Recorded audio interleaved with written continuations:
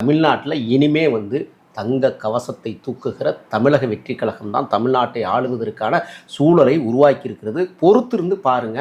அதனால எம்ஜிஆர் நாங்களாம் சாமானிய மக்கள் தூக்கி பிடிச்சோ இல்ல ஒருத்தவங்களுக்கு சாதகமா பேசியோ ஒரு குழப்பம் நடத்தணும்ன்ற ஒரு அவசியம்லாம் என்ன மாதிரி எந்த ஒரு ஆங்கர். நான் கேட்குறேன், என்ன விஜய் நான் பார்த்தது கூட இல்லை. ஒரே ஒரு முறை எப்போ திரும்ப பார்த்துருக்குறேன், 23/2/1999 நான் தலைமறைவாக இருக்கிற போது ஒரு உணவகத்தில் வேலை செஞ்சுக்கிட்டு இருந்தேன் பெசன் நகரில். அப்போ பாலாஜி பவன் அப்படின்னு ஒரு ஹோட்டலை திறக்கிறதுக்காக வந்தார்.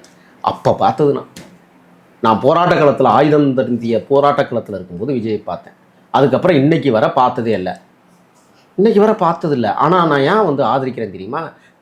இந்த இந்த திராவிட இயக்கம் என்கிற பெயரில், இந்த திராவிட மாடல் என்கிற பெயரில் தமிழ்நாட்டை சீர்குலைத்திருக்கிற இவங்க அப்பாவும் சரி இவரும் சரி இந்த நாட்டை குழி தோண்டி புதைத்திருக்கிறார்கள்.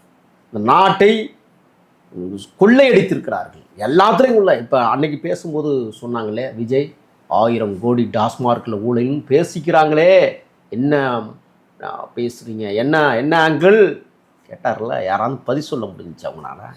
அந்த இல்லை, அவர் கேட்ட கேள்விக்கு மரியாதைக்குரிய முதல்ல நீங்க முதல்வர் சார்பில் நீங்க ஒரு பதில் சொல்லுங்க. இல்ல சார், நான் ஒரு கேள்வி அவர் சொல்ல மாட்டார். அதுதான் இப்போ நீங்க இந்த எம்ஜிஆர் அவர்கள் பேசுனதுக்கு ஓகே, இந்த எக்ஸ்பிளனேஷன். இப்போ அடுத்ததா ஒவ்வொரு கேள்விக்கா வருவோம். இபிஎஸ் பத்தி அவர்கள் அவ்வளோ விஜய் அவர்கள் மேடையில விமர்சனம் வச்சாரு. ஆனா ரொம்ப காட்டமா இல்லாம ஏதோ ஒரு சாஃப்ட் கார்னர்ல பேசின மாதிரியான ஒரு விமர்சனம் இருக்கு. அது ஏன் அதிமுகவில் ஏதாவது ஒரு கூட்டணி ஃபியூச்சர்ல அமையுமோ அப்படின்ற ஏதாவது ஒரு எண்ணத்தோட இருக்குமா சார்? அந்த கூட்டணி அமைஞ்சிருமோன்னு பயத்துல பேசுறீங்களா?